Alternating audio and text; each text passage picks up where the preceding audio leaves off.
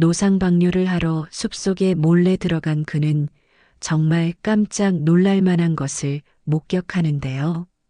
한 여성이 풀숲에 비키니 차림으로 누워 있었어요. 그녀는 왜 비키니 차림으로 풀숲에 기절해 있는 걸까요? 사연 곧 시작합니다. 시작 전에 제게 힘을 줄 수 있는 무료 버튼 구독과 좋아요 부탁드려요. 이 사연을 어느 지역에서 듣고 계신가요? 지역 이름이나 장소를 댓글로 남겨주시면 저 또한 즐거운 마음으로 인사드릴게요. 새벽 5시 알람이 울리기도 전에 눈을 떴습니다. 은퇴한 지 3년이 되어 가는데도 여전히 몸에 밴 습관이 저를 깨우곤 하죠. 공무원 생활 35년을 하다 보니 규칙적인 생활이 몸에 완전히 배어 있는 것 같습니다. 창밖을 내다보니 아직 어둠이 깔려 있었지만 동쪽 하늘 끝에서는 희미하게 붉은 빛이 스며들기 시작하고 있었어요. 이른 새벽의 고요함 속에서 새들의 지저귀만이 하루의 시작을 알리고 있었습니다. 간단히 세수를 마치고 운동복을 입었습니다. 아내 순자는 아직 깊은 잠에 빠져 있었고 저는 조용히 현관문을 열고 밖으로 나섰습니다. 시원한 새벽 공기가 폐 깊숙이 스며들면서 하루가 시작되는 기분이 들었어요. 이 시간의 공기는 정말 달랐습니다. 하루 종일 도시의 먼지와 소음에 시달린 공기와는 비교할 수 없을 정도로 깨끗하고 상쾌했거든요. 평소와 다름없이 집 앞 중앙공원으로 향했습니다. 이곳에서 산책하는 게 저의 일과 중 하나거든요. 처음에는 단순히 건강을 위해서 시작한 일이었는데 어느새 하루를 시작하는 소중한 의식이 되어버렸어요. 공원은 조용했고 가로등 불빛만이 어둠을 희미하게 밝히고 있었습니다. 평소보다 조금 더 일찍 나온 덕분인지 공원에는 저 혼자뿐이었어요. 가끔 이른 시간에 조깅하는 사람들을 만나기도 하는데 오늘은 정말 아무도 없었습니다. 고요한 정막 속에서 제 발소리만 운동화 바닥과 아스팔트가 만나며 뇌는 규칙적인 소리를 만들어내고 있었죠. 몇 바퀴를 돌고 난 후였습니다. 갑자기 급한 일이 생겼어요. 나이가 들면서 이런 일이 종종 생기죠. 화장실을 찾아보았지만 이른 시간이라 공원 내 모든 시설이 문을 닫고 있었어요. 관리사무소도 화장실도 모두 자물쇠가 채워져 있었습니다. 어쩔 수 없었습니다. 주변을 둘러보니 사람도 없고 이 정도면 괜찮겠다는 생각이 들어서 공원 뒤편 숲 쪽으로 발걸음을 옮겼어요. 사람들 눈에 띄지 않는 곳을 찾아 나무들 사이로 들어갔습니다. 새벽 공기 속에서 나무들이 내뿜는 피톤치드 향이 코끝을 간지렸어요. 적당한 곳을 찾아 볼일을 보려던 그 순간이었습니다. 풀숲 사이로 무언가 이상한 것이 보였어요. 처음에는 버려진 마네킹이나 쓰레기인 줄 알았습니다. 하지만 가까이 다가가 보니 제 눈을 의심하지 않을 수 없었어요. 연두색 비키니를 입은 젊은 여성이 풀밭에 쓰러져 있는 게 아니겠어요. 순간 머릿속이 하얘졌습니다. 이게 현실인가 싶어서 눈을 비비고 다시 봤지만 분명한 현실이었어요. 무슨 일이 일어난 건지, 왜 이런 차림으로 이곳에 있는 건지 전혀 이해할 수 없었거든요. 새벽 5시가 넘은 시각에 그것도 이런 한적한 공원 숲속에 비키니 차림으로 쓰러져 있다니. 당황스러웠지만 일단 상황을 파악해야겠다는 생각이 들어 급히 가까이 다가갔습니다.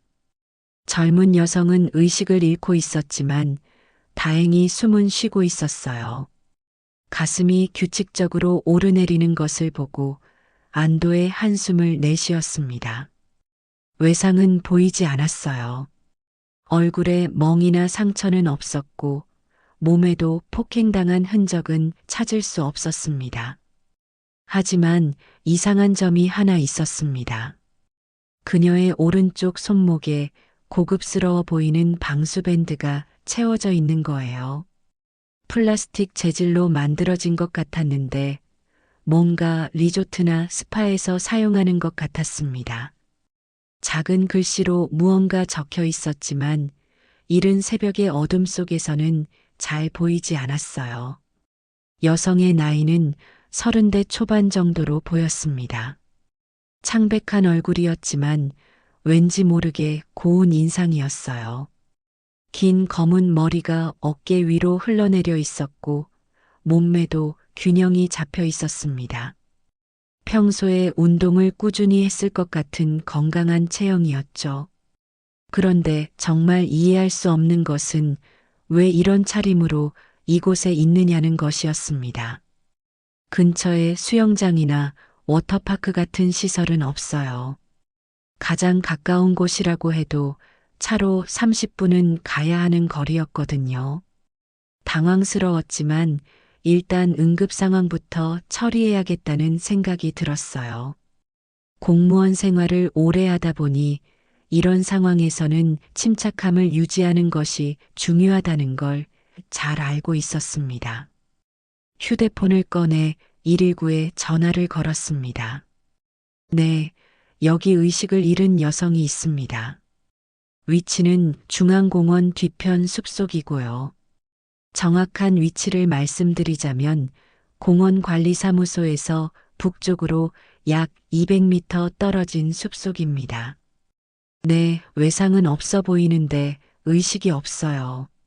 나이는 30대 초반 여성으로 보이고요. 구급차가 도착할 때까지 그녀 곁을 지키며 계속 지켜봤습니다. 혹시 의식을 되찾을까 해서 이름을 불러봤지만 반응이 없었어요. 맥박을 재어보니 약간 빨랐지만 규칙적이었습니다.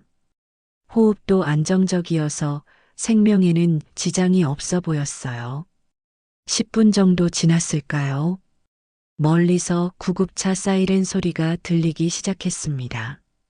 그 소리를 듣고 나서야 마음이 조금 놓였어요.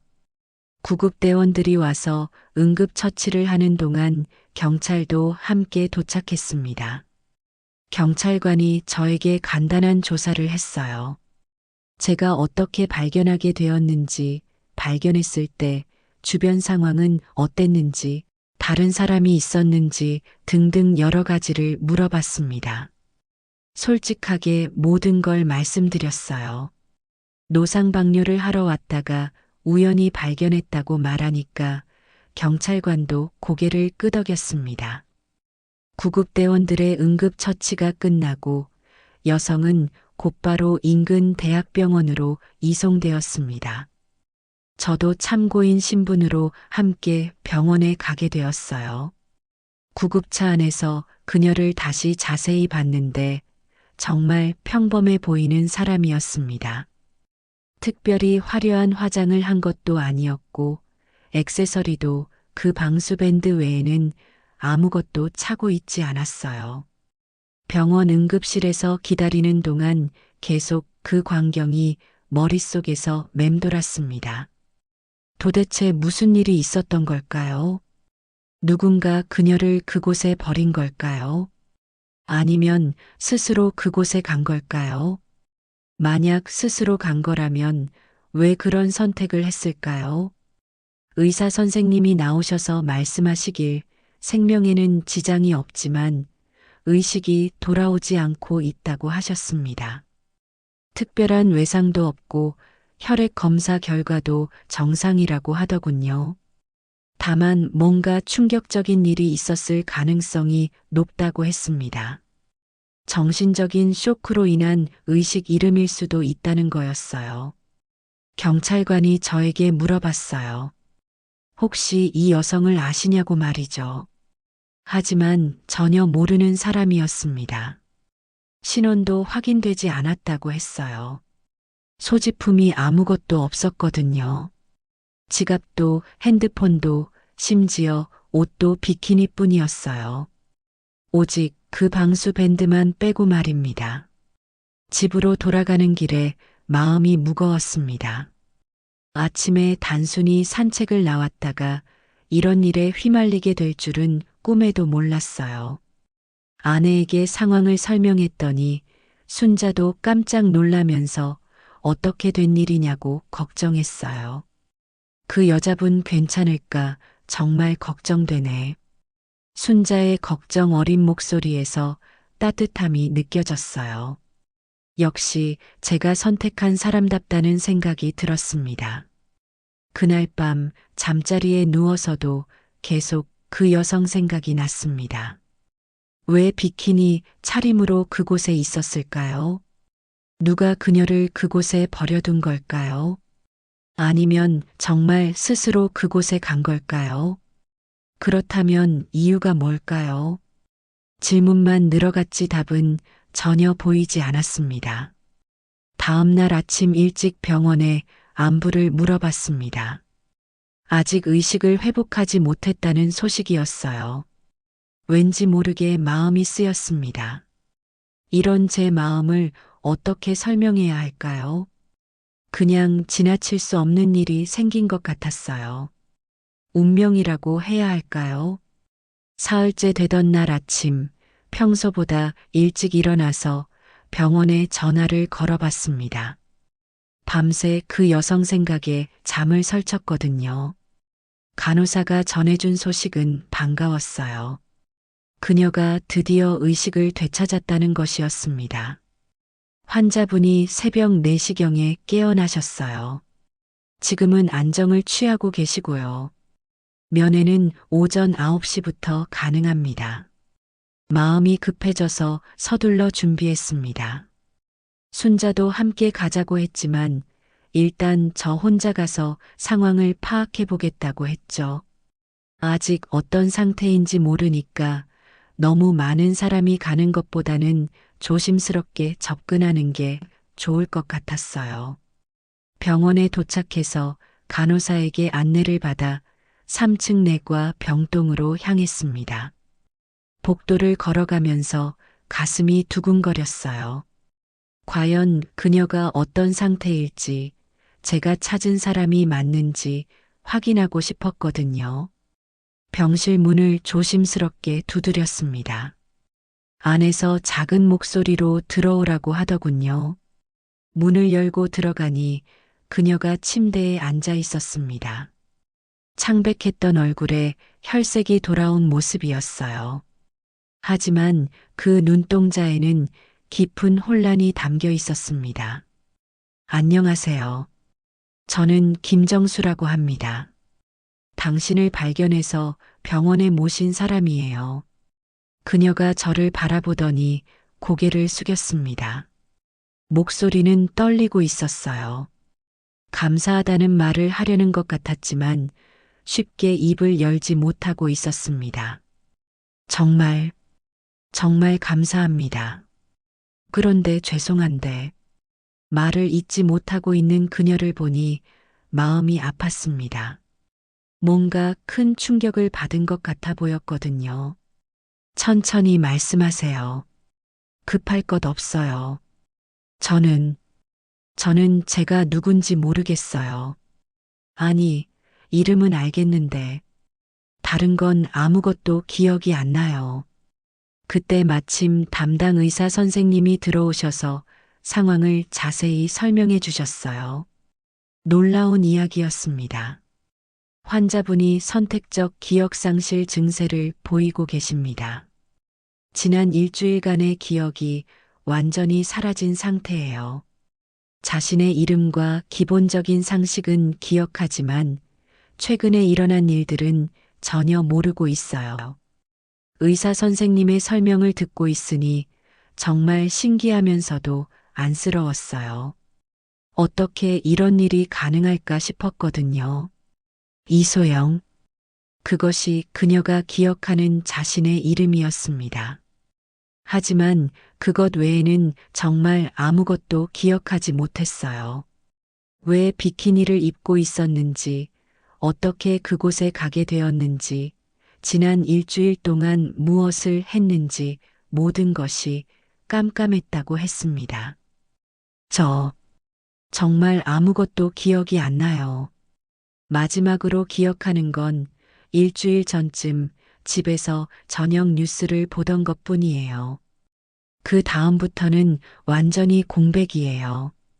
소영 씨의 목소리에는 절망감이 묻어났습니다. 자신이 누군지도 모르고 어떻게 그런 상황에 처하게 되었는지도 모른다는 것이 얼마나 무서운 일인지 상상이 되었어요. 손목에 있던 방수 밴드를 보여드렸더니 그녀도 처음 본다고 했어요. 어디서 난 건지 전혀 모르겠다면서 말이죠. 밴드를 자세히 살펴보니 아쿠아 블루 리조트라는 작은 글씨가 새겨져 있었습니다. 이 리조트 아세요? 아니요, 전혀 모르겠어요. 제가 거기에 간 적이 있나요?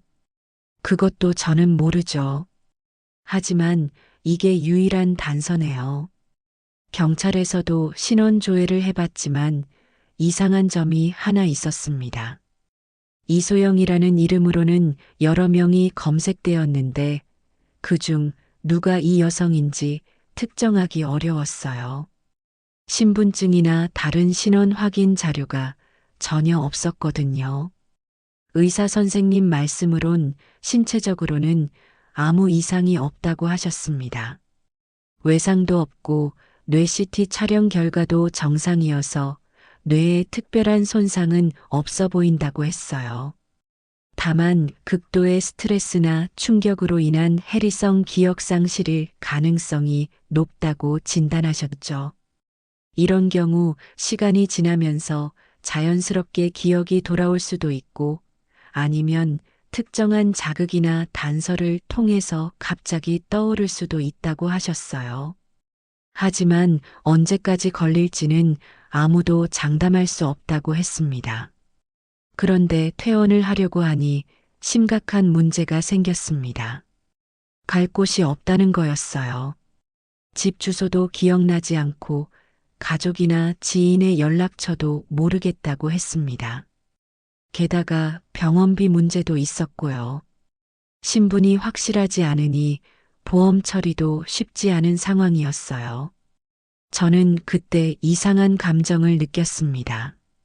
그냥 지나칠 수가 없었어요. 제가 발견하지 않았다면 어떻게 되었을지 모르잖아요.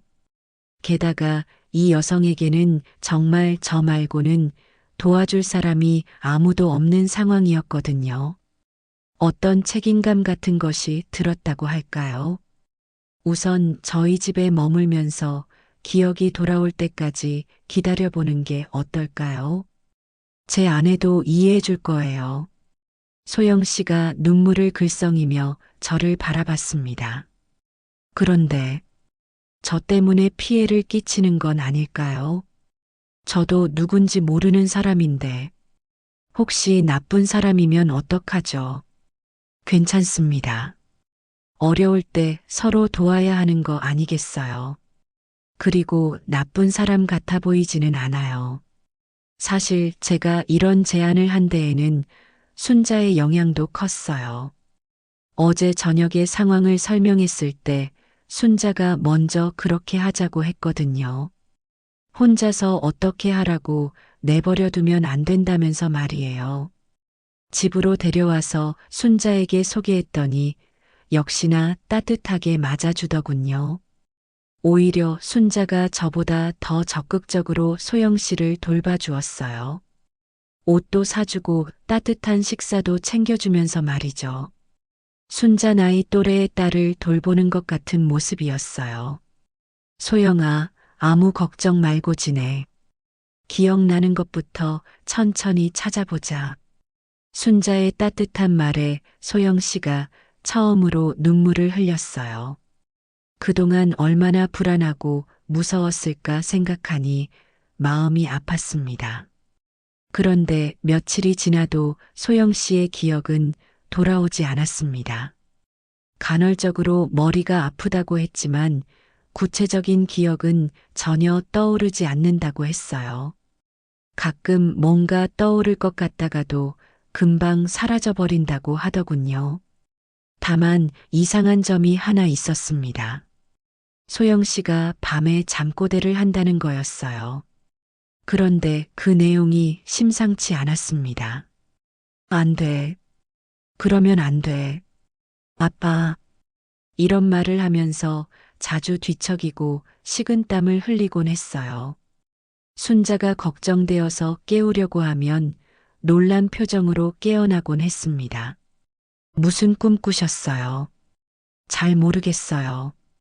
뭔가 끔찍한 일이 일어날 것 같은 불안감만 있어요. 하지만 구체적으로 무엇인지는 전혀 기억이 안 나네요. 의사 선생님께 문의해 보니 트라우마와 관련된 꿈일 가능성이 높다고 하셨어요. 기억 상실의 원인이 된 충격적인 사건이 무의식 속에서 계속 나타나는 것일 수도 있다는 거였습니다. 그 방수 밴드가 유일한 단서였습니다. 혹시 어떤 리조트나 스파에서 온 것일까 싶어서 인터넷으로 아쿠아 블루 리조트를 검색해 봤어요. 시 외곽에 있는 고급 리조트였습니다. 웹사이트를 보니 수영장, 스파, 숙박시설 등을 갖춘 종합 휴양시설이었어요. 혹시 여기 가본 기억 있어요? 소영 씨가 사진들을 보더니 고개를 저었습니다. 전혀 모르겠어요. 하지만 왠지 모르게 불안한 기분이 들어요. 그래도 여기가 유일한 단서니까 한번 가봐야겠어요. 뭔가 기억이 떠오를 수도 있잖아요. 소영 씨도 함께 가자고 했습니다. 비록 기억은 나지 않지만 직접 가보면 뭔가 느낄 수 있을지도 모른다면서 말이에요. 그때부터 저희는 잃어버린 기억의 조각들을 찾기 위한 여정을 시작하게 되었습니다. 하지만 저는 아직 알지 못했어요. 이것이 얼마나 위험한 일의 시작인지를 말이죠. 그 방수 밴드 하나가 우리를 어떤 거대한 음모의 한가운데로 이끌어갈지 상상도 못했습니다. 소영 씨가 저희 집에서 지낸 지 일주일이 지났지만 기억은 여전히 돌아오지 않았습니다. 오히려 시간이 갈수록 그녀의 불안감은 더욱 커지는 것 같았어요. 특히 밤이 되면 상황이 더 심각해졌습니다. 어젯밤에도 또 악몽을 꾸었나 봐요. 새벽 3시쯤 비명소리에 잠에서 깼거든요. 순자와 함께 급히 소영 씨 방으로 달려가 보니 그녀가 식은땀을 흘리며 벌벌 떨고 있었습니다. 무서워요. 뭔가 계속 저를 쫓아오는 것 같아요. 어둠 속에서 누군가 제 이름을 부르는데, 하지만 그게 누군지, 뭘 원하는지는 전혀 모르겠어요. 소영 씨의 떨리는 목소리를 들으니 마음이 아팠습니다. 분명히 뭔가 끔찍한 일이 있었던 것 같은데 그것이 무엇인지 알 수 없으니 답답하기만 했어요. 더 이상 가만히 있을 수가 없었습니다.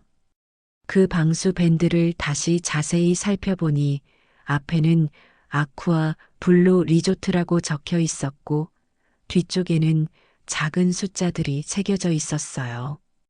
아마도 방 번호나 예약 번호 같은 것일 거라고 생각했습니다. 컴퓨터로 그 리조트에 대해 더 자세히 알아봤어요. 시 외곽에 있는 고급 리조트로 수영장과 스파, 그리고 숙박시설을 갖춘 꽤 규모가 큰 곳이었습니다. 리뷰들을 보니 대체로 평가가 좋았고 특히 커플들이나 가족 단위 방문객들이 많이 찾는 곳 같았어요. 소영 씨, 오늘 함께 그 리조트에 가보는 게 어떨까요? 뭔가 단서를 찾을 수 있을지도 모르잖아요. 소영 씨가 불안한 표정으로 저를 바라봤습니다. 며칠 전부터 계속 보이던 그 두려운 표정이었어요. 혹시, 혹시 더 위험해지는 건 아닐까요? 왜 그런 생각이 드는지 모르겠지만 그곳에 가면 뭔가 무서운 일이 일어날 것만 같아요. 하지만 이렇게 계속 모르고 살 수는 없잖아요. 제가 함께 갈 테니까 괜찮을 거예요. 혹시라도 위험한 일이 생기면 즉시 돌아오면 되고요. 결국 소영 씨도 동의했습니다. 기억을 되찾기 위해서라면 시도해 볼 필요가 있다고 했어요. 아쿠아 블루 리조트는 생각보다 훨씬 화려하고 큰 곳이었습니다. 입구부터 고급스러운 분위기가 물씬 풍겼고 주차장에는 고급 승용차들이 즐비하게 주차되어 있었어요. 이런 곳을 이용하려면 꽤 많은 돈이 필요할 것 같았습니다. 로비에 들어서자마자 유니폼을 입은 직원이 다가와 친절하게 도움이 필요한지 물어봤어요. 깔끔하게 정돈된 로비와 은은한 음악, 그리고 곳곳에 장식된 화분들이 정말 고급스러운 분위기를 연출하고 있었습니다.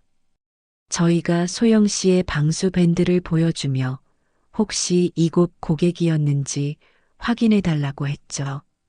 그런데 직원의 반응이 이상했어요. 직원이 컴퓨터를 확인해 보더니 고개를 갸우뚱했습니다. 이상하네요. 이 밴드 번호가 저희 시스템에 없어요. 언제 받으신 건지 기억하시나요? 소영 씨가 기억하지 못한다고 하자 직원은 더욱 의아해했습니다. 그래서 매니저를 불러달라고 했더니 곧 중년 남성이 나타났어요. 정장을 깔끔하게 차려입은 그의 표정에도 당황스러운 기색이 역력했습니다.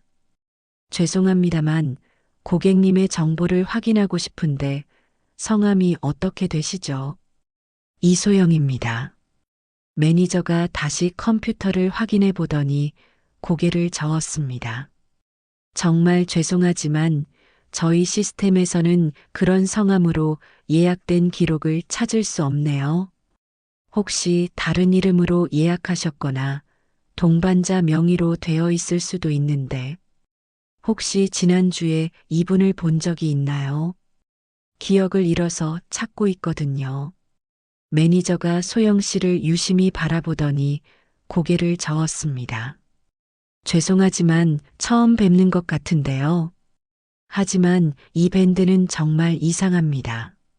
저희가 사용하는 것과 디자인은 비슷하지만 재질이나 글씨체가 미묘하게 다르네요. 마치 저희 것을 모방해서 만든 것 같아요. 그 말을 듣고 나니 뭔가 심상치 않다는 생각이 들었어요. 단순한 기억 상실이 아닐 수도 있겠다는 불안감이 스멀스멀 올라왔습니다. CCTV를 확인해 볼 수 있을까요? 혹시 지난주 중에 이곳을 방문한 기록이 있을지 모르니까요. 하지만 매니저는 개인정보 보호 때문에 경찰 수사 없이는 어렵다고 했어요. 법적인 절차를 거쳐야 한다는 거였습니다. 실망스러웠지만 어쩔 수 없었어요. 그래도 한 가지 더 물어봤습니다. 혹시 이 근처에 비슷한 이름의 시설이나 리조트가 있나요? 글쎄요.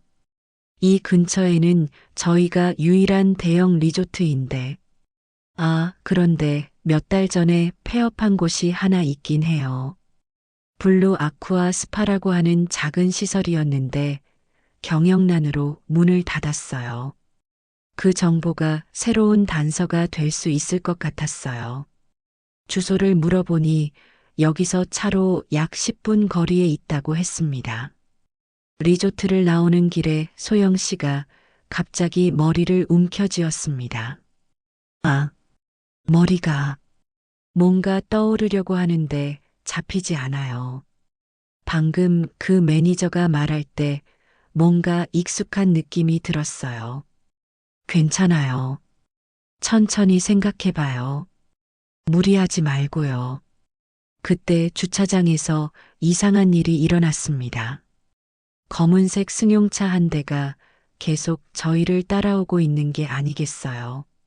처음에는 우연일 거라고 생각했는데 리조트에서 나올 때부터 계속 뒤에 있었거든요. 신호등에서 확인해 보니 분명히 저희를 미행하고 있었습니다. 소영 씨, 빨리 차에 타세요. 왜요? 무슨 일이에요? 누군가 저희를 따라오고 있어요. 그 말을 들은 소영 씨의 얼굴이 새하얗게 변했습니다. 마치 이런 일을 예상하고 있었다는 듯한 반응이었어요. 역시, 역시 그랬군요. 제가 계속 느꼈던 불안감이 맞았어요. 누군가 저를 지켜보고 있었던 거예요. 급하게 차를 몰고 시내 쪽으로 향했습니다. 복잡한 도로를 이용해서 미행을 따돌리려고 했어요. 다행히 몇 번의 우회로를 거쳐 그 차를 따돌릴 수 있었지만 기분이 매우 불쾌했어요. 왜 누군가 저희를 감시하고 있는 걸까요? 집에 도착해서 순자에게 상황을 설명했더니 걱정스러운 표정을 지었습니다. 정수야, 혹시 위험한 일에 휘말린 거 아니야? 그냥 경찰에 신고하는 게 좋겠어. 하지만 신고할 만한 구체적인 증거가 없었어요. 단지 누군가 따라왔다는 것 뿐이잖아요. 게다가 소영 씨의 신원도 명확하지 않은 상황에서 경찰이 제대로 수사해 줄지 의문이었어요. 그날 저녁 소영 씨와 함께 앉아서 진지하게 대화했습니다. 오늘 있었던 일들을 차근차근 정리해 보기로 했어요. 소영 씨, 혹시 기억나는 게 있다면 작은 것이라도 말해 주세요.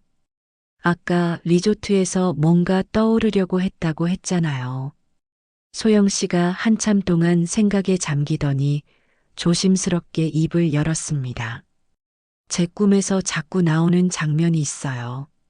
누군가와 심각한 대화를 나누고 있는데 그 사람이 계속 안 돼. 그러면 안 되라고 말해요.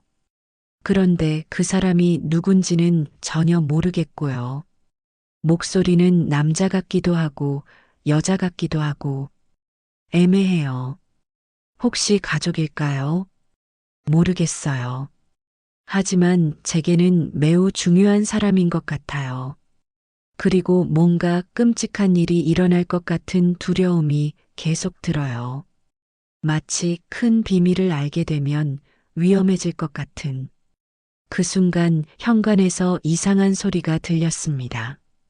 마치 누군가 문고리를 조심스럽게 돌리는 소리 같았어요. 저는 조용히 현관으로 다가가 문구멍으로 밖을 내다봤습니다. 아무도 없었지만 복도 끝에 인기척이 느껴졌어요. 마치 누군가 급히 숨어버린 것 같은 느낌이었습니다. 왠지 모르게 오싹한 기분이 들었어요. 문을 열어봤지만 정말 아무도 없었습니다. 하지만 바닥에 작은 종이 조각이 떨어져 있는 것을 발견했어요. 그것을 주워보니 조심하세요라고 적힌 쪽지였습니다. 이제 확실해졌어요. 누군가 정말로 저희를 감시하고 있었고 심지어 경고까지 보내고 있었던 거예요. 과연 이것이 친절한 경고인지 아니면 위협인지 알 수 없었지만 말이죠. 그날 밤부터 저희는 본격적으로 소영 씨의 과거를 찾아 나서기로 결심했습니다. 더 이상 기다릴 수는 없었어요. 하지만 저는 아직 몰랐습니다. 이것이 얼마나 위험하고 복잡한 여정의 시작인지를, 그리고 우리가 어떤 거대한 음모의 한가운데로 걸어 들어가고 있는지를 말이죠. 그 쪽지를 발견한 후 밤잠을 설쳤습니다. 조심하세요라는 간단한 글귀였지만 그 안에 담긴 의미가 심상치 않았거든요. 누군가 저희의 움직임을 감시하고 있다는 것은 분명했고 그것이 선의인지 악의인지는 알 수 없었어요.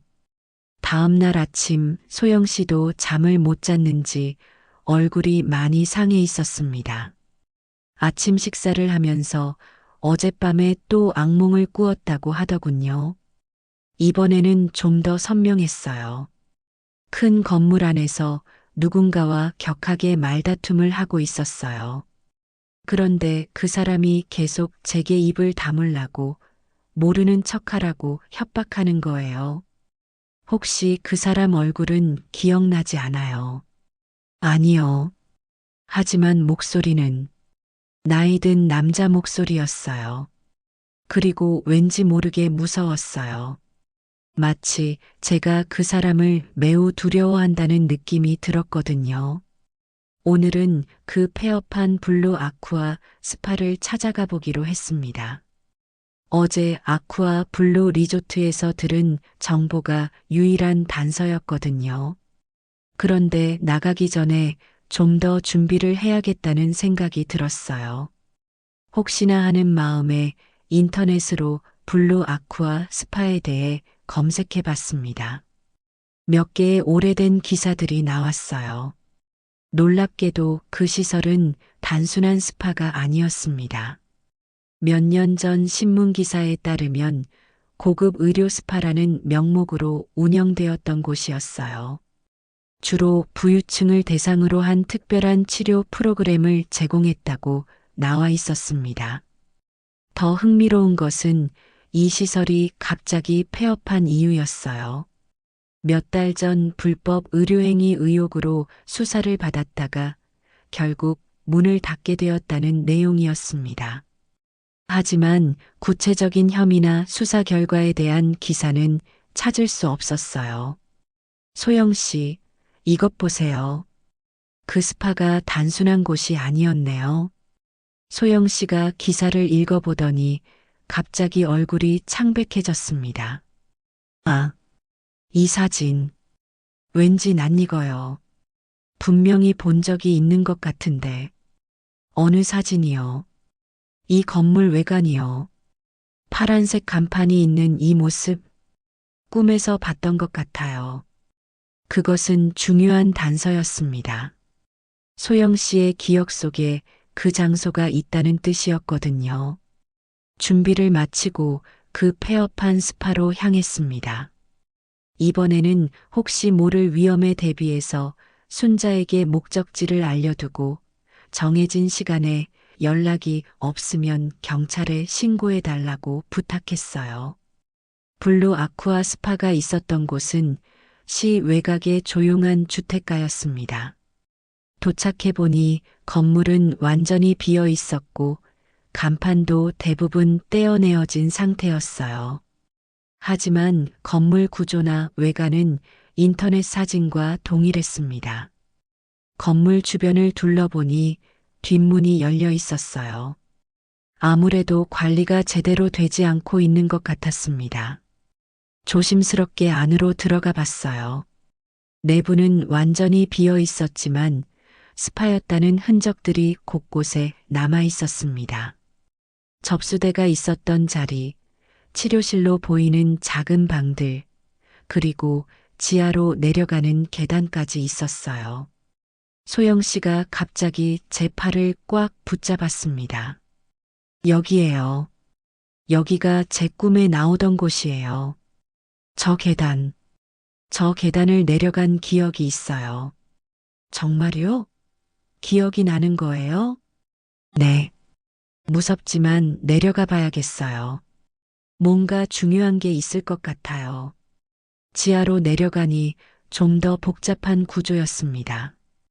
여러 개의 방들이 복도를 따라 배치되어 있었고 각 방마다 번호가 매겨져 있었어요. 그런데 이상한 것은 일반적인 스파 시설과는 달리 각 방에 매우 견고한 문이 달려 있다는 점이었습니다.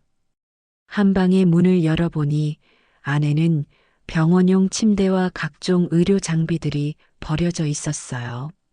하지만 일반적인 의료 장비와는 다른 것들이 많았습니다. 뭔가 연구용이나 실험용으로 보이는 장비들이었거든요. 소영 씨가 그 장비들을 보더니 갑자기 비명을 질렀어요. 아, 기억나요. 저 기계. 제 머리에, 제 머리에 그걸 연결했어요. 그 순간 소영 씨가 쓰러질 것처럼 휘청거렸습니다. 급히 부축해서 복도로 나왔어요. 괜찮아요? 무리하지 말아요. 아니에요. 계속해야 해요. 더 많은 걸 기억해야 해요. 다른 방들도 살펴봤습니다. 대부분 비슷한 구조였는데 한 방에서는 서류 몇 장이 바닥에 떨어져 있는 것을 발견했어요. 대부분 훼손되어서 읽기 어려웠지만 그중 하나에서 충격적인 내용을 발견할 수 있었습니다. 환자명 이소영, 진료코드 기억 조정, 담당의 김, 소영 씨의 이름이 적힌 진료 기록이었어요. 그것도 기억 조정이라는 이상한 진료 코드와 함께 말이죠. 소영 씨, 이것 보세요. 여기 당신 이름이 있어요. 소영 씨가 그 서류를 보더니 온몸이 떨렸습니다. 기억 조정? 그게 뭔가요? 잘 모르겠어요. 하지만 뭔가 당신의 기억과 관련된 치료를 받았다는 뜻 같네요. 더 많은 서류를 찾아봤지만 대부분 파기되었거나 훼손되어 있었어요.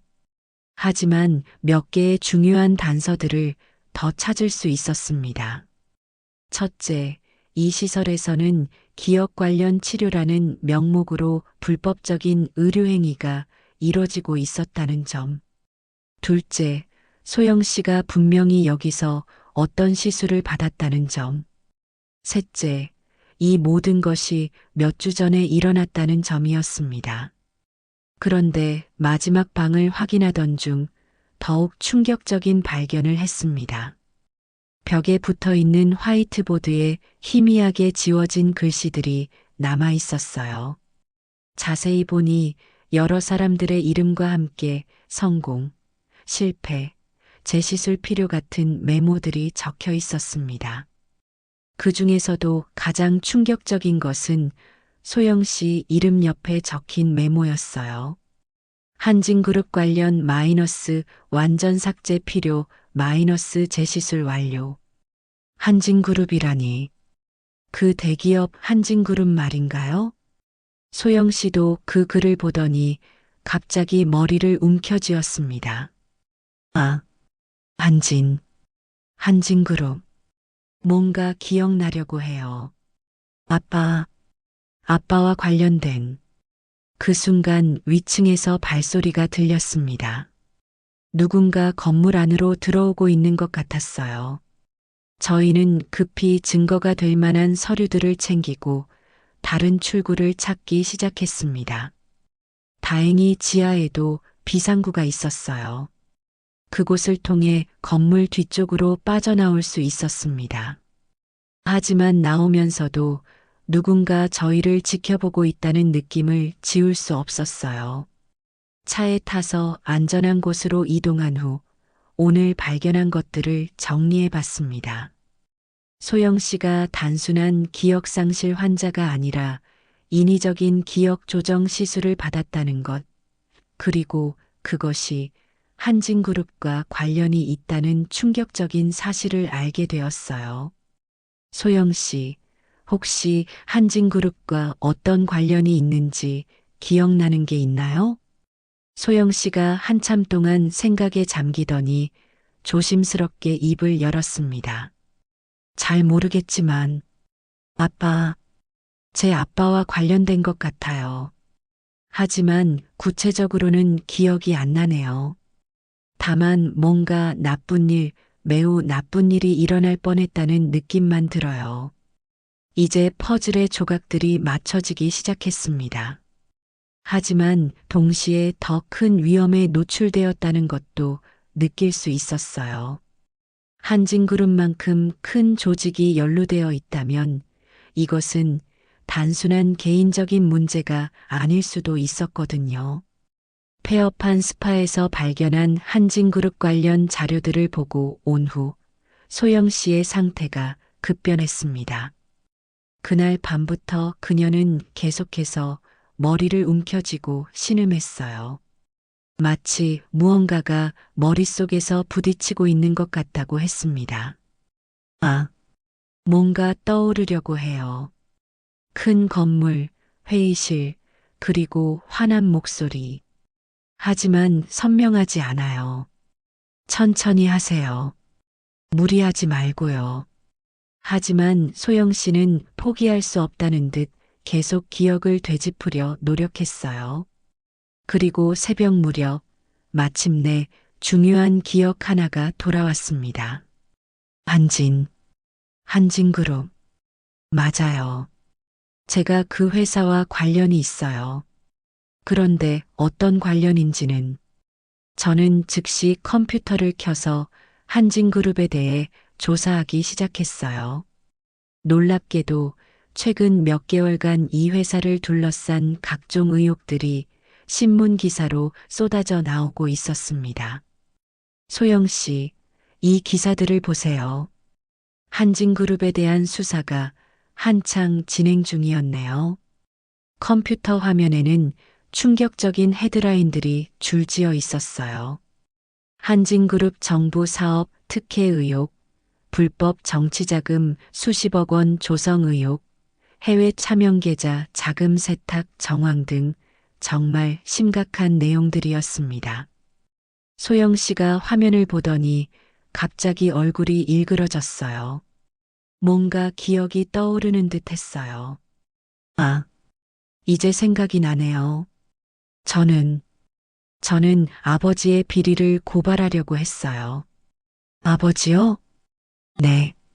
한진그룹 이철민 회장이 제 아버지예요. 그 순간 저는 깜짝 놀랐어요. 소영 씨가 단순한 피해자가 아니라 한국 최대 기업 중 하나인 한진그룹 회장의 딸이라니요. 이것은 정말 상상도 못했던 일이었습니다. 더 자세한 정보를 찾아보니 과연 한진그룹 이철민 회장에게는 이소영이라는 이름의 외동딸이 있다고 나와 있었어요.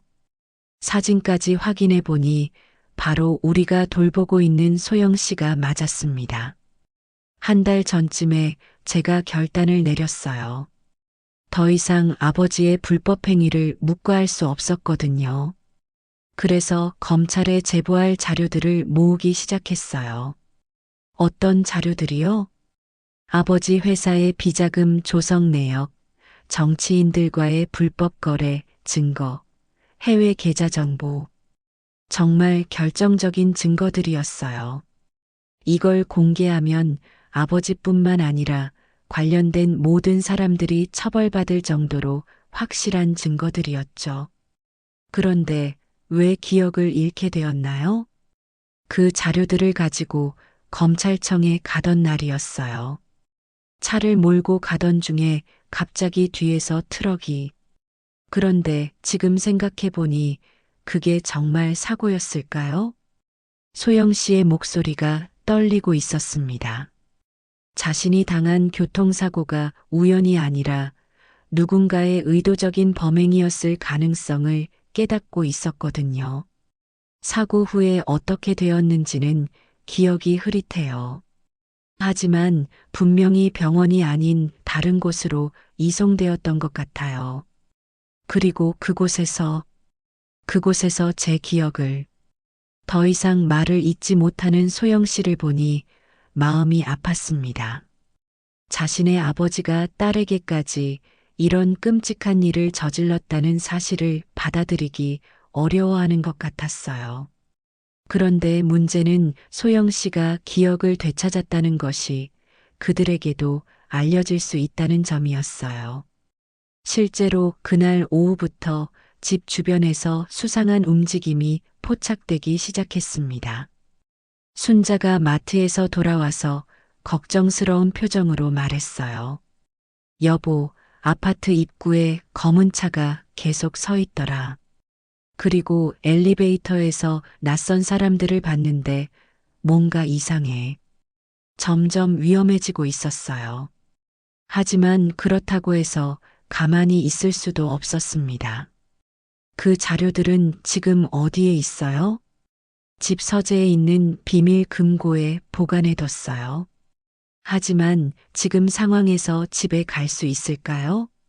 분명히 사람들이 지키고 있을 텐데. 위험하지만 가야 해요. 그 자료가 있어야만 진실을 밝힐 수 있잖아요. 사실 저도 무서웠어요. 상대가 한진그룹처럼 막강한 권력을 가진 조직이라면 우리 같은 평범한 사람들이 감당하기 어려울 수도 있었거든요. 하지만 정의를 위해서라면 시도해 봐야 했습니다. 다음 날 새벽 소영 씨의 집이 있는 강남 지역으로 향했어요. 멀리서 집 주변을 살펴보니 예상대로 여러 대의 수상한 차량들이 주차되어 있었고 곳곳에서 감시하는 사람들의 모습이 보였습니다. 소영 씨의 집은 정말 큰 저택이었어요. 높은 담장으로 둘러싸여 있었고 정문에는 경비실까지 있었습니다. 하지만 소영 씨는 어릴 때부터 이 집에서 살았기 때문에 숨겨진 통로를 알고 있었어요. 뒷담 쪽에 작은 구멍이 있어요. 어릴 때 몰래 나갈 때 사용하던 곳이에요. 밤이 완전히 깊어질 때까지 기다렸다가 조심스럽게 접근했어요. 다행히 그쪽은 감시가 허술했고 소영 씨의 안내로 집 안으로 들어갈 수 있었습니다. 하지만 집안의 모습은 충격적이었어요. 곳곳이 뒤져진 흔적이 역력했습니다. 서류들이 바닥에 흩어져 있었고 서랍들은 모두 열려져 있었어요. 이미 누군가 먼저 와서 찾았나 봐요. 하지만 소영 씨는 당황하지 않고 서재로 향했어요. 책장 뒤편에 숨겨진 벽면을 밀어내자 작은 금고가 나타났습니다. 다행히 이곳은 아무도 몰랐나 봐요. 금고를 열자 두꺼운 파일들과 USB 메모리, 그리고 여러 문서들이 들어 있었어요. 간단히 내용을 확인해 보니 정말 놀라웠습니다. 한진그룹의 모든 비리가 낱낱이 기록되어 있었거든요. 수백억 원 규모의 비자금 조성 과정, 정치인들에게 전달한 불법 정치자금 내역, 해외 계좌를 통한 자금 세탁 방법까지 이 정도 자료면 정말 큰 파장을 일으킬 수 있을 것 같았어요. 정말 대단해요. 이런 자료들을 어떻게 모았어요? 회사 임원진 회의에 참석하면서 조금씩 수집했어요. 처음에는 아버지를 도우려고 했는데 점점 심각한 불법 행위들을 보게 되면서 그때 갑자기 집 밖에서 차 문 닫는 소리가 여러 번 들렸어요. 누군가 대거 몰려오고 있는 것 같았습니다. 빨리 나가야 해요. 급하게 모든 자료들을 가방에 담고 나오려던 순간 집 전체가 사람들로 둘러싸인 것을 볼 수 있었어요. 검은 옷을 입은 사람들이 사방에서 저희를 포위하고 있었습니다. 소영 씨가 제 손을 잡고 다른 방향으로 뛰기 시작했어요. 하지만 그들은 이미 모든 출구를 막고 있었습니다. 그때 소영 씨가 갑자기 걸음을 멈추고 저를 바라봤어요. 아저씨, 이 자료들을 가지고 먼저 피하세요. 저는 다른 방향으로 갈게요. 같이 가야죠. 안 돼요. 이 자료들이 세상에 알려지는 것이 더 중요해요. 저 때문에 이 모든 것이 수포로 돌아가면 안 돼요. 소영 씨는 이미 결심을 한 것 같았어요. 자신을 희생해서라도 진실을 지키겠다는 의지가 느껴졌습니다. 결국 저는 자료들을 들고 담장 너머로 도망쳤고 소영 씨는 반대 방향으로 뛰어갔어요. 멀리서 소란스러운 소리가 들렸지만 뒤돌아볼 수 없었습니다. 집에 도착했을 때 저는 온몸이 땀으로 젖어 있었어요. 소영 씨가 무사할지 걱정되었지만 일단은 이 귀중한 증거들을 안전한 곳에 보관하는 것이 중요했습니다.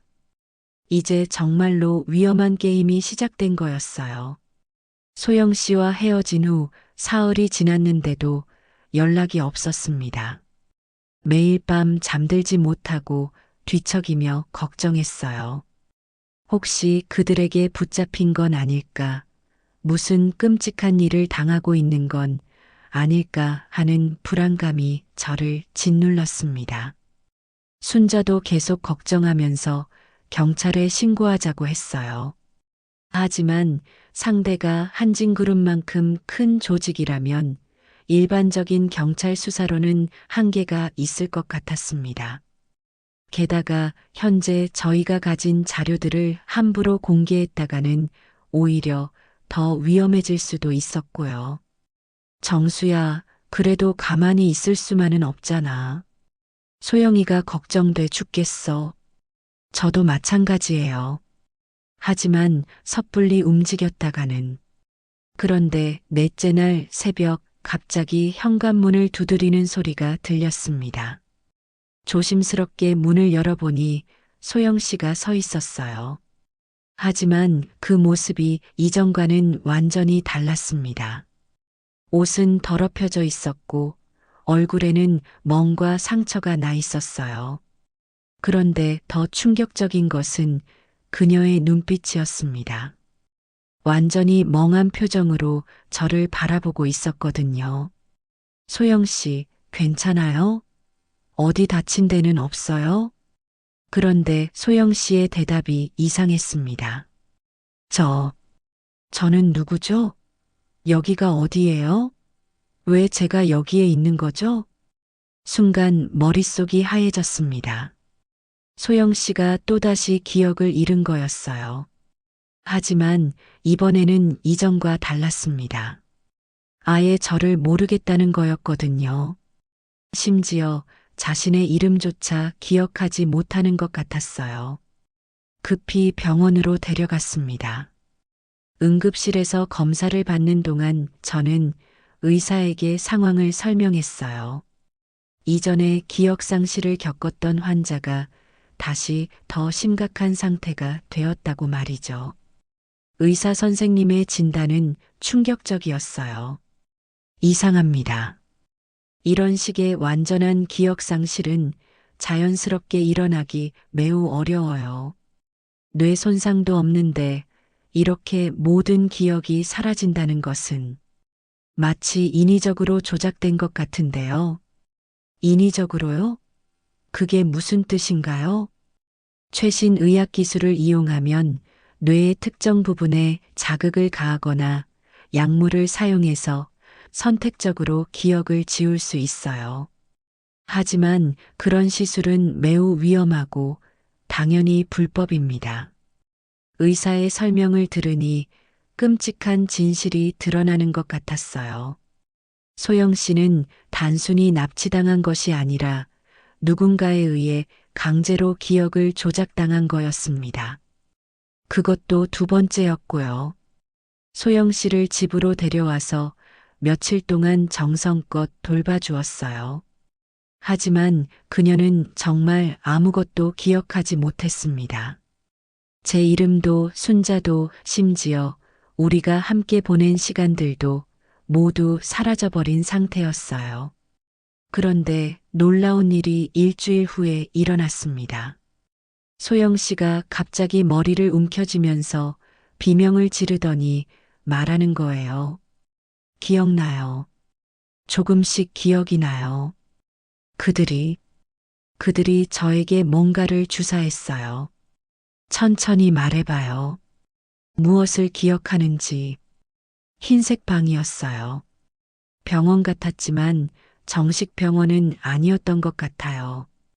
거기서 의사처럼 생긴 사람이 제 머리에 이상한 기계를 대고 뭔가를 했어요. 너무 아팠어요. 소영 씨의 기억이 조각조각 돌아오기 시작했습니다. 그들에게 잡혀간 후 어떤 일이 일어났는지 서서히 밝혀지기 시작한 거예요. 그 사람들이 계속 말했어요. 모든 것을 잊어버리게 만들어주겠다고. 아버지에 대한 기억도, 자료에 대한 기억도, 심지어 아저씨에 대한 기억까지 다 지워버리겠다고. 그런데 어떻게 탈출한 거예요? 그것도 기억이 흐릿해요. 하지만 누군가 저를 도와준 것 같아요. 그곳에서 일하는 사람 중에 양심적인 사람이 있었나 봐요. 그 사람이 틈을 타서 저를 빼내준 것 같아요. 저는 즉시 인터넷으로 불법 의료시설에 대해 조사하기 시작했습니다. 놀랍게도 몇 년 전부터 이런 곳들이 음성적으로 운영되고 있다는 기사들을 발견할 수 있었어요. 부유층 대상 기억 조작 시술, 불법 뇌과학 실험, 기억 삭제 서비스 등 믿기 어려운 내용들이었지만 실제로 존재하고 있었던 거예요. 물론 공식적으로는 존재하지 않는 곳들이었지만요. 소영 씨, 그 장소에 대해서 더 자세히 기억나는 게 있나요? 위치라든지 특징이라든지. 지하철역에서 가까웠어요. 그리고 건물 입구에 파란색 간판이 있었던 것 같아요. 메디컬 센터라고 적혀 있었나? 하지만 정확하지는 않아요. 빌딩이었나요? 일반 병원이었나요? 빌딩이었어요. 겉보기에는 평범한 의원 같았는데 실제로는 지하에 비밀 시설이 있었어요. 엘리베이터를 타고 지하로 내려가면 완전히 다른 세계였어요. 그 단서들을 바탕으로 수소문해 본 결과 시 외곽에 있는 의심스러운 의료시설을 찾을 수 있었습니다. 인터넷 커뮤니티에서 누군가 제보한 글을 발견했는데 그곳에서 이상한 의료행위가 이뤄지고 있다는 내용이었어요. 더 조사해 보니 그 시설은 표면적으로는 뉴로 메디컬 센터라는 이름의 신경과 의원이었어요. 하지만 실제로는 부유층을 대상으로 불법적인 뇌과학 실험을 하고 있다는 의혹이 있었습니다. 이제 선택의 기로에 서 있었습니다. 그곳에 가서 직접 확인해 볼 것인가, 아니면 안전을 위해 경찰에 신고할 것인가. 소영 씨가 제 손을 꼭 잡으며 간절한 목소리로 말했습니다. 아저씨, 이대로 끝낼 수는 없어요. 저 같은 피해자가 더 생기기 전에 막아야 해요. 그리고 제가 당한 일의 진실을 밝혀야 해요. 너무 위험할 텐데요. 그래도 해야 할 일이에요. 이런 끔찍한 일이 계속 일어나도록 놔둘 수는 없어요. 사실 저도 마찬가지 생각이었어요.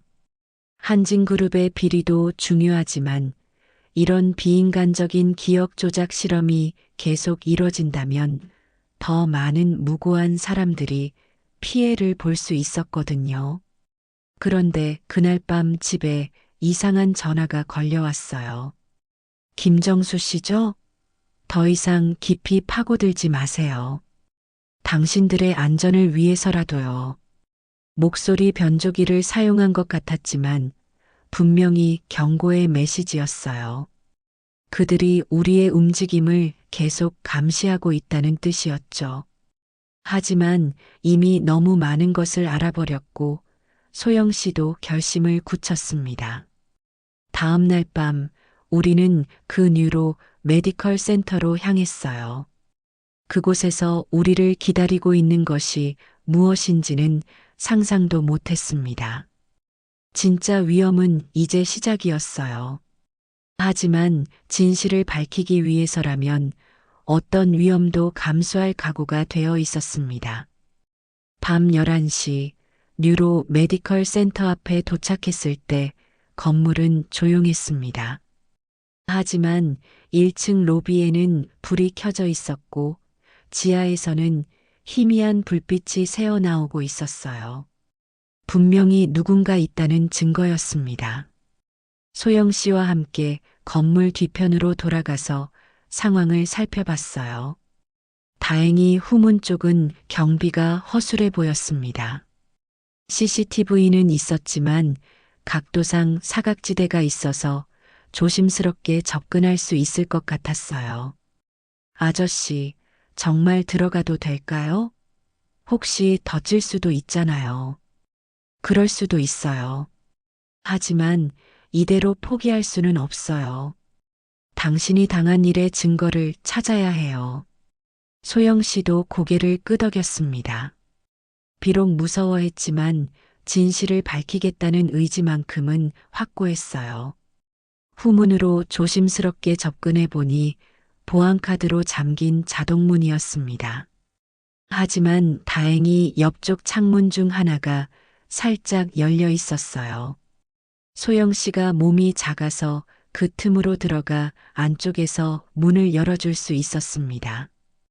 건물 안으로 들어가니 일반적인 병원과는 분위기가 달랐어요. 너무 조용했고 복도에는 이상한 냄새가 났습니다. 소독약 냄새와 뭔가 다른 화학 냄새가 섞여 있었죠. 저쪽이에요. 기억이 나네요. 소영 씨의 안내로 지하로 내려가는 엘리베이터를 찾았습니다. 버튼을 눌러보니 지하 3층까지 있더군요. 소영 씨가 지하 2층을 가리켰어요. 거기였어요. 제가 그 끔찍한 일을 당한 곳이요. 지하 2층에 도착하니 완전히 다른 세계였습니다. 마치 첨단 연구소 같은 분위기였어요. 복도 양쪽으로는 여러 개의 방들이 있었고 각 방마다 번호가 매겨져 있었습니다. 한 방의 문을 살짝 열어보니 충격적인 광경이 펼쳐졌습니다.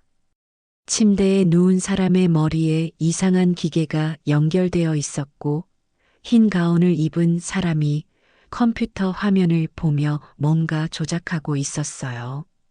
소영 씨가 그 장면을 보더니 온몸이 떨렸습니다. 저기 누워있는 사람이 바로 제가 있던 자리예요.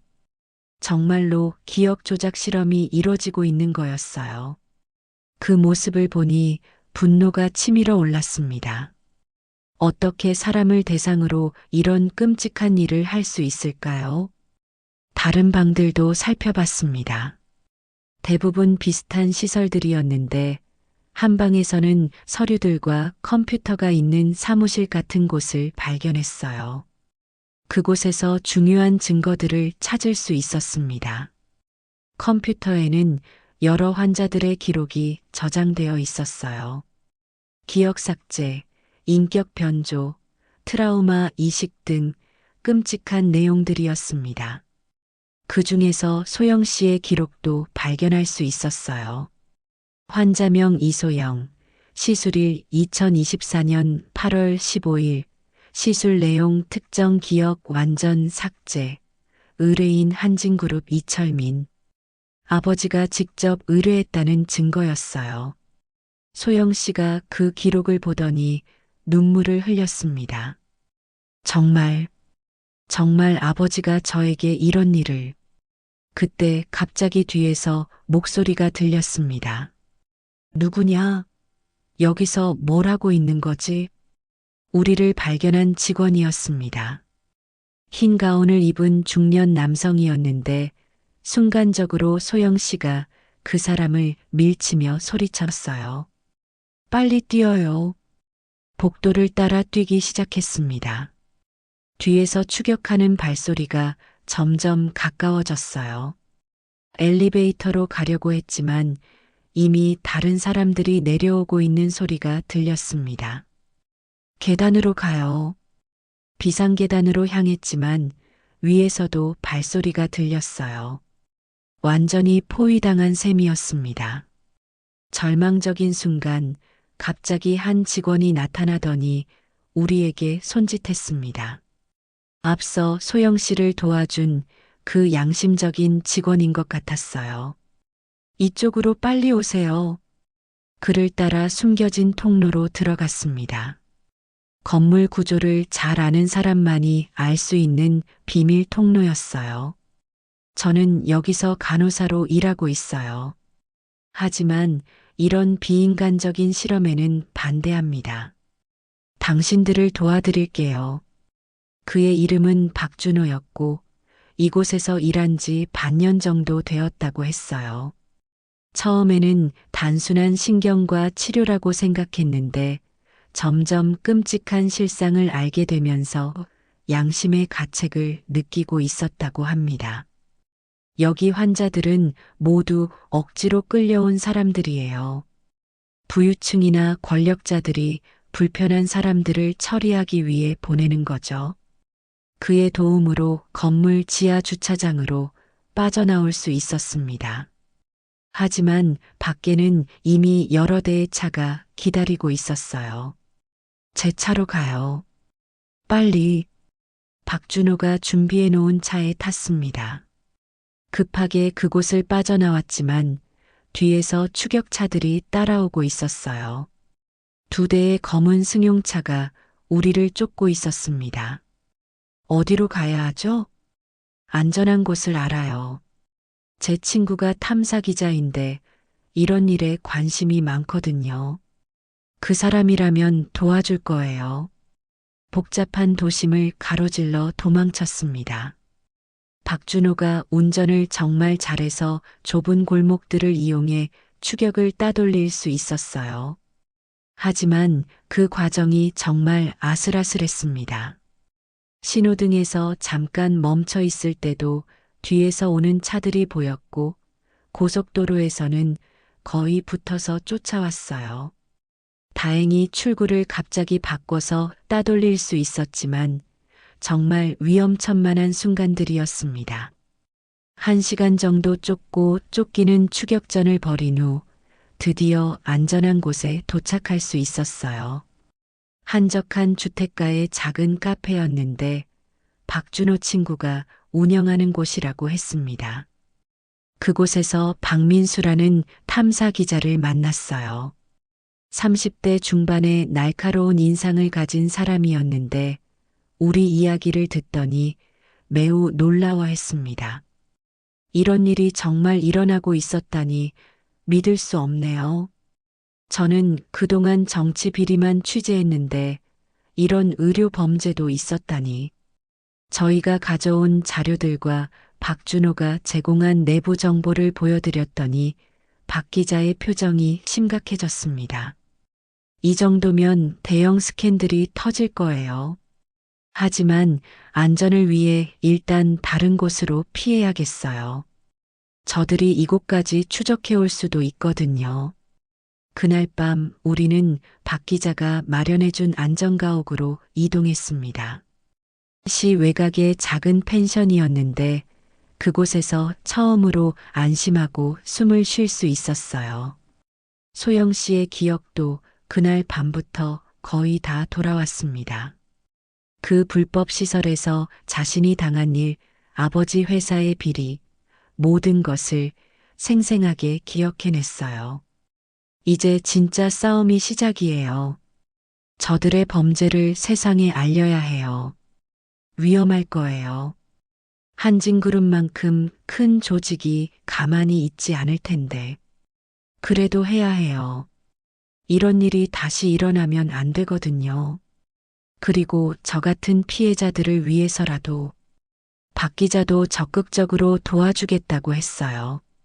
이미 여러 언론사에 연락을 취해서 동시에 보도할 준비를 하고 있다고 했습니다.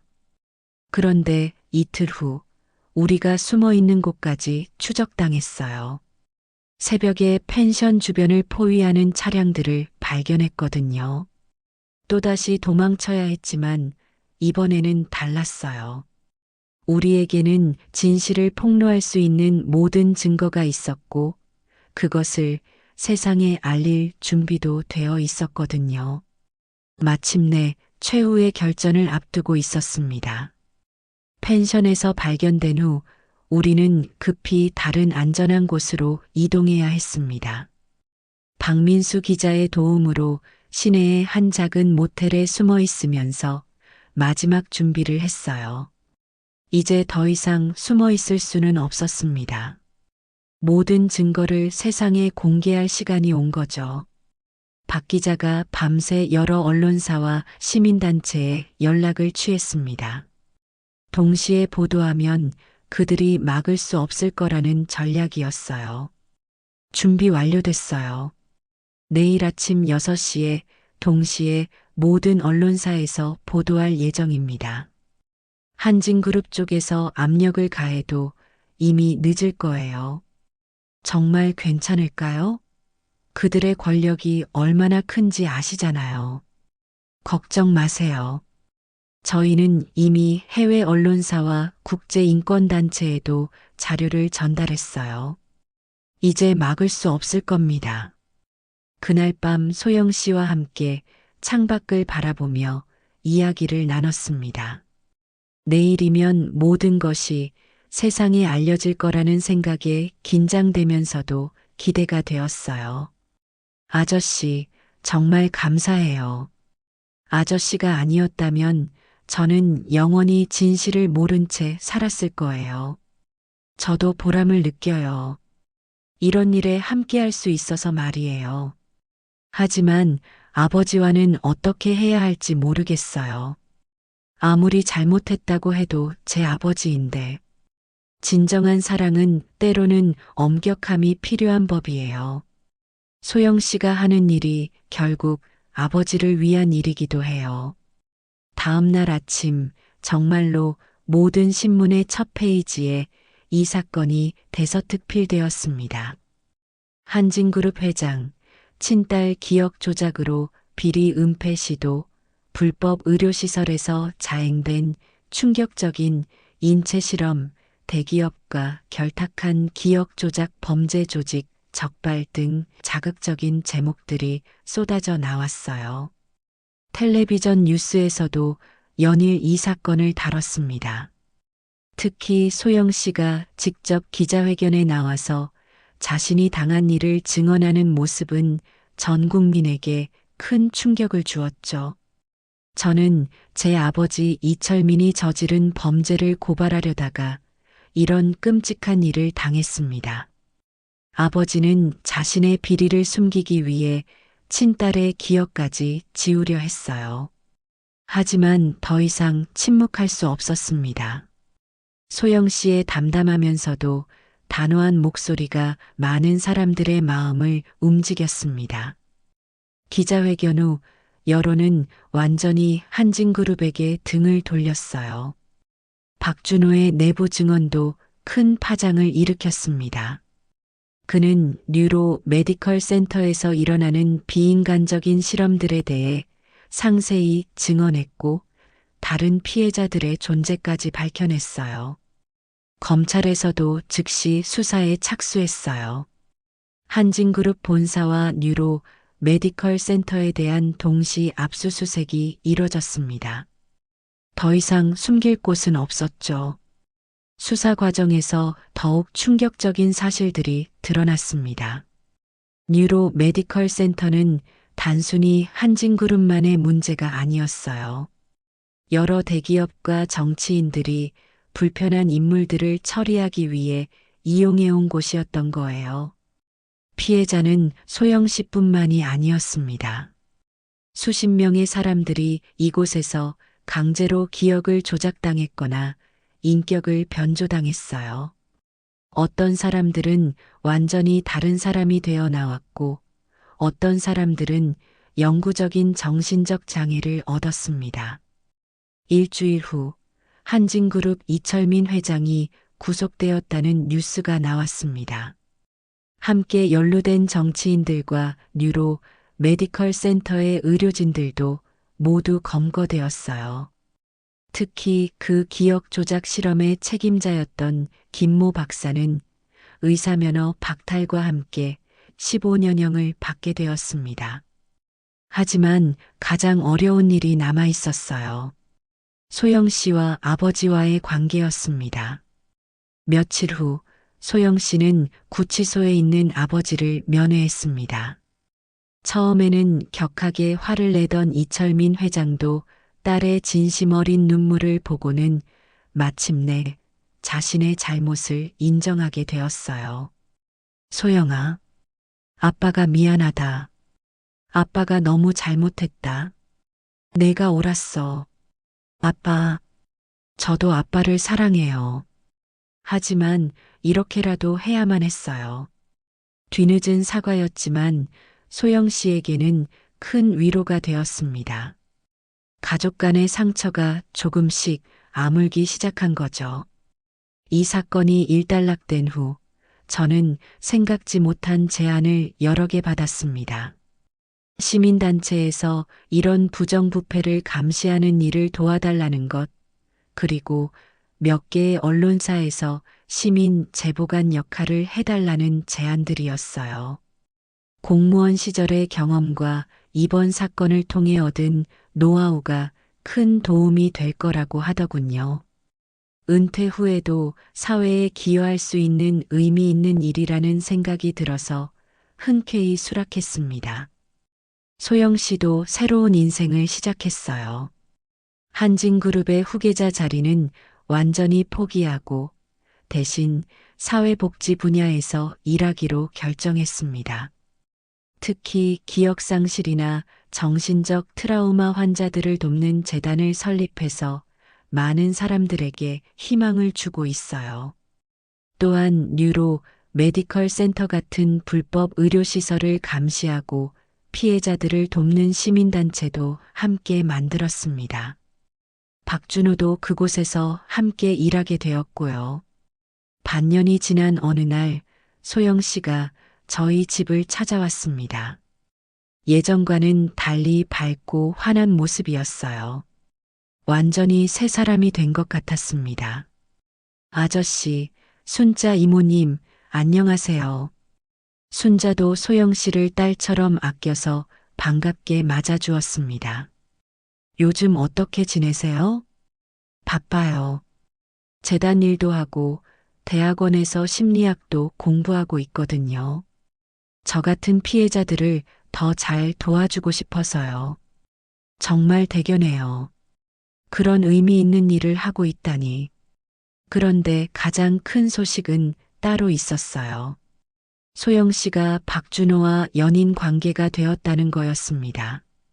서로 힘든 시기를 함께 겪으면서 자연스럽게 마음을 열게 되었다고 하더군요. 준호 오빠가 저를 정말 잘 이해해줘요. 같은 경험을 했기 때문인지 제 마음을 누구보다 잘 알아주거든요. 정말 다행이에요. 좋은 사람 만난 것 같아서 안심이 되네요. 그날 저녁, 우리는 함께 저녁 식사를 하며 그동안의 일들을 돌아봤습니다. 정말 파란만장했던 시간들이었어요. 아저씨, 그때 저를 발견해 주시지 않았다면 어떻게 되었을까 생각해 봐요. 정말 운명적인 만남이었던 것 같아요. 저도 마찬가지예요. 평범한 산책이 이런 큰 일로 이어질 줄은 꿈에도 몰랐죠. 이제 우리는 특별한 인연으로 연결된 가족 같은 사이가 되었습니다. 가끔씩 만나서 근황을 나누고 서로의 일을 응원해주는 사이가 되었어요. 그날 밤 순자와 함께 앉아서 이야기를 나누었습니다. 정수야, 정말 잘했어. 소영 씨를 도와준 거 말이야. 그리고 그런 나쁜 사람들을 잡아낸 것도 우연한 일이었어요. 하지만 정말 보람 있었어요. 사람은 언제 어떤 일을 맞닥뜨릴지 모르는 것 같아. 그때 어떻게 행동하느냐가 중요한 거지. 맞아요. 앞으로도 이런 마음으로 살아가고 싶어요. 창밖으로 보이는 중앙공원을 바라보며 생각했습니다. 그 운명적인 새벽, 제가 그곳에서 소영 씨를 발견한 것이 이 모든 일의 시작이었죠. 평범한 일상이 누군가의 인생을 바꾸는 특별한 순간이 될 수 있다는 것을 깨달았습니다. 그리고 정의는 반드시 승리한다는 것, 진실은 언젠가는 드러나게 되어 있다는 것도 배웠어요. 비록 과정은 험난했지만 결국 모든 것이 제자리를 찾아갔습니다. 이제 소영 씨는 새로운 삶을 살고 있고 저도 더 의미 있는 일에 참여하게 되었어요. 그리고 무엇보다 이런 끔찍한 일이 다시는 일어나지 않도록 감시하는 역할을 하게 되었습니다. 때로는 작은 용기가 세상을 바꿀 수 있다는 것을, 그리고 정의를 위한 싸움은 결코 헛되지 않는다는 것을 이번 일을 통해 깨달을 수 있었습니다.